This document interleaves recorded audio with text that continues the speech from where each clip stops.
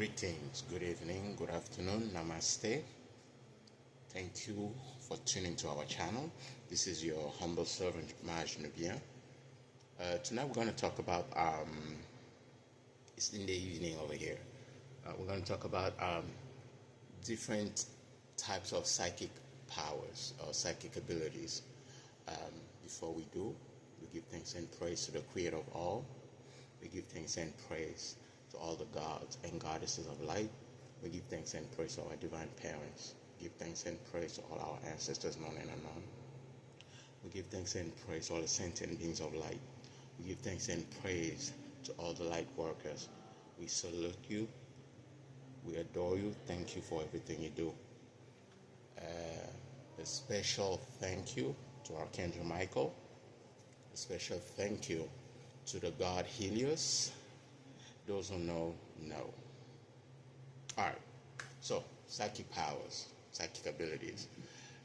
You have your clairvoyance, clairaudience, clairscience, and intuition, so forth. As you know, every chakra of your body, when fully developed, brings a certain level of psychic ability. When done properly. But oftentimes, not all psychic abilities are acquired the same way. Some people have the remote viewing, for example. There are so many different kinds. So, teleportation, telekinesis, all kinds of stuff. Some psychic abilities are the result of intense, consistent spiritual work on oneself, such as meditation. There are some words of power. The key element here is consistency. There are some psychic abilities that are a gift from a master to a disciple, or from a god to a follower, or to a worshiper. It looks like this. Sometimes a master, when I say master, I'm speaking about a spiritual master, will look at a disciple who has invested a lot of time, energy, and they're very serious about their work. To speed the process, sometimes the master will sometimes lay their hands on the disciple, and boom, they increase your clairvoyance level or your third eye to a whole nother level.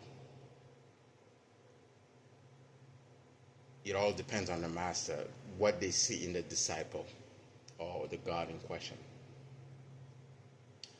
There are also some psychic abilities that can be bought. Yes, psychic abilities can be bought. Now, whether it's for darkness or light, they can be bought. The thing is, now that you bought them, you have to maintain them. And sometimes, depending on how you got them, a certain level of, you have to feed the spirit that gave it to you. And sometimes sacrifices get into place. Certain psychic abilities, sometimes all they require from you is you have to sacrifice a goat once a year, once every 6 months, once every 3 months. It all depends on the intensity and what you do with it. Some people have the ability to charm the masses. Like when they speak, people are moved to tears and stuff like that. Some people have the ability to command. Some people, no disrespect to some pastors, imams, and rabbis, they can look at you, tell you your whole life story. Sometimes we think, oh, they were blessed by God. Sometimes, they bought those powers. And there are certain countries in the world where you can acquire those if you have the money.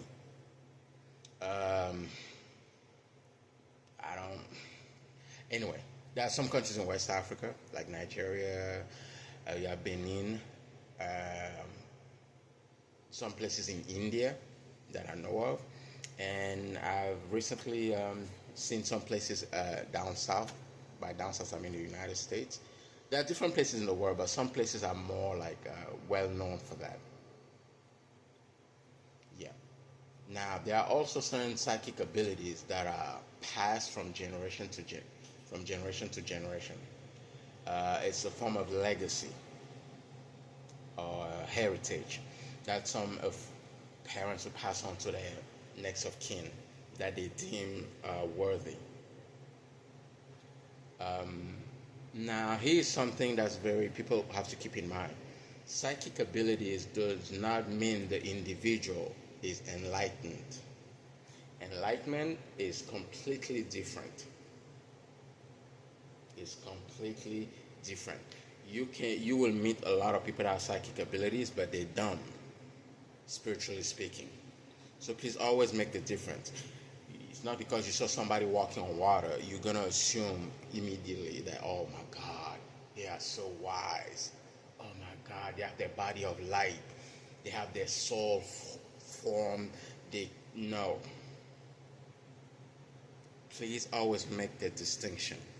It's different. Also, people say, oh, such and such person has such abilities, they must be awakened.